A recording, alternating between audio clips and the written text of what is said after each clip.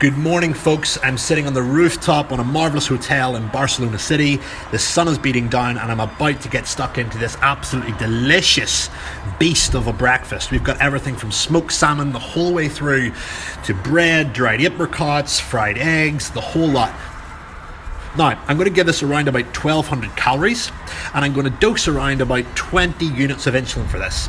I'm going to train 3 hours later, so I'll check my blood sugars around about an hour after this meal just to see how it's affected me.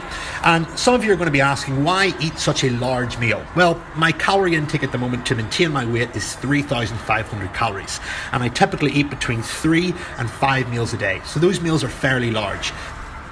I don't have the time to prepare smaller meals, and also I thoroughly enjoy looking forward to bigger meals. It just helps with my adherence to my diet, and that's one of the most important things you can consider. We've got protein, carbs and fats in here. Now the carbs, the release of those into the bloodstream is going to be slowed by the protein and the fats.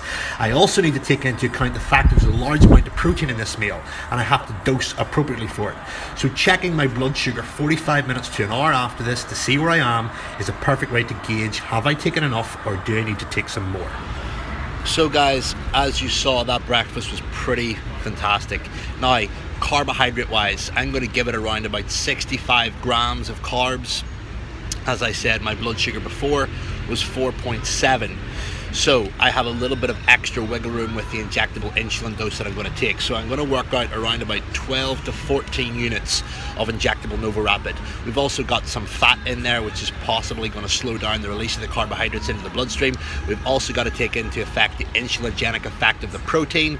So that can, in effect, raise blood sugars as well. So what I'm going to do, I'm going to train around about 3 hours after that meal. I'm going to dose for it now. Obviously, when I have a blood sugar of 4.7, I'm on my way to hypo, and I don't administer my insulin straight away. I normally administer it after the meal, so by the time this peaks, the blood glucose level will be starting to rise. So we just look at perfect timing of our bolus in relation to the meal. This is called a bolus insulin because it's fast acting and it acts on behalf of rapid rises in blood glucose in relation to stress and meals.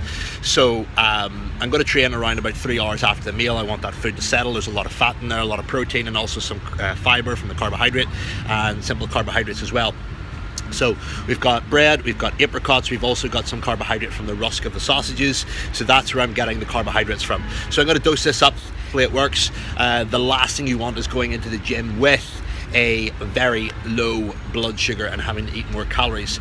I want to be going in at around about 7 or 8, and I'm very, very confident that this should bring me there. That's based on past experiences because I've been tracking all my life. So the only other thing that would possibly get in the way is if I have a long bout of cardiovascular activity beforehand. For example, I'm going to walk to the gym, so I also have to take that into account as well. Remember, aerobic exercise has a potential to decline blood glucose levels quite rapidly, whereas high intensity exercise has the capacity to increase due to the stress hormones. So I may need to correct my blood glucose level even in the middle of training if it rises from some of the stress hormones that are produced.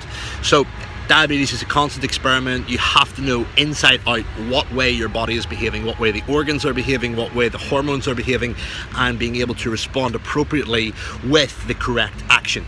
So I will see you guys in the gym. I want to share with you a very quick tip for those of you that go on holiday to hotter countries than normal.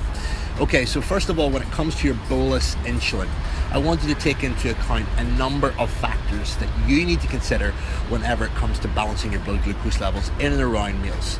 Okay, first of all, the temperature is warmer, so that means the delivery of insulin can potentially be quicker and its action and effect can also be quicker. Secondly, you're potentially going to be doing more aerobic exercise. That means more walking about, more traveling around. As a result of that, aerobic exercise has a direct effect on lowering blood glucose levels, whereas on the opposite end of the spectrum, we've got high intensity exercise, which has a tendency to increase. So again, looking to account for that whenever you dose for your meal. Also as well, alcohol consumption. If you're consuming alcohol, be mindful that it has a delayed onset effect on hypoglycemia.